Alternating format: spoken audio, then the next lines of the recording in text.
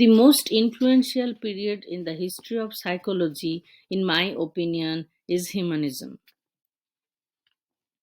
Before the emergence of humanism in mid 20th century, two dominant schools of thought in psychology were behaviorism and psychoanalysis.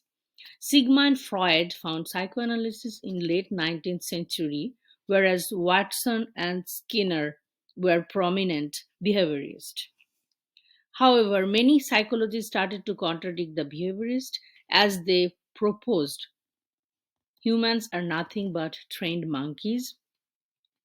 They disagreed with Freud's idea of all the actions that are driven by unconscious mind. According to Freud's theory, human behavior is entirely dependent on genetics and environment, shaped by our childhood experience.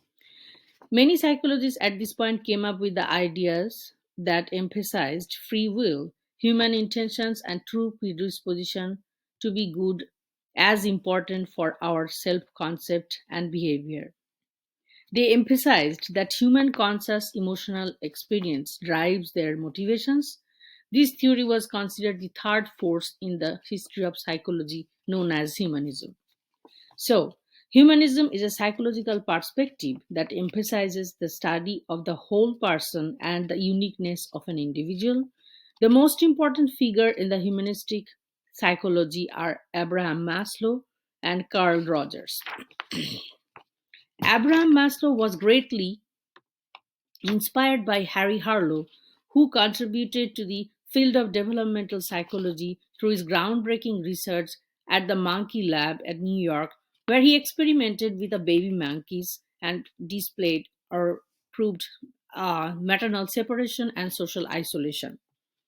After meeting few other new Freudians and Gestalt psychologists, he started to challenge behaviorism. In 1938, Maslow became the father of his first child and realized how emotion and can change one's perspective and priorities in life. He felt love and belongingness. He was motivated to be a dad rather than a scientist. He proposed his famous hierarchy of needs that contains five layers of emotional needs. Humans are fear based creatures that survive through evolutions, initially by responding to their instinctual needs, followed by motivation of growth. Maslow argued that once basic needs like food, water, shelter are met, higher level of social need will shape human behavior. As per Maslow, the highest level of need is to reach the state of self actualization, which eventually enables us to achieve our full potential. In 1970, Carl Rogers theorized of personality and congruence. He tells us that if self image is different from ideal self, there is incongruency, and for that person, it's difficult to attain self actualization. But if the person is congruent with his ideal self, he can attain self actualization. Eventually, Carl Rogers developed a new therapeutic technique known as client centered therapy to help his client deal with their underlying causes that resulted in their seeking psychotherapy. In this method, the effectiveness of the therapy depends upon three features: unconditional positive rigors, genuineness, and empathy. This approach boosts self worth and confidence, thus, helping the client deal with and work through their issues by themselves. Rogers' client centered therapy approach is still commonly used in psychotherapeutic setting today. The humanistic approach rejects the perspective of physical and biological experiments. Humanism research is qualitative and does not rely on measurement based on traditional scientific research method at this point.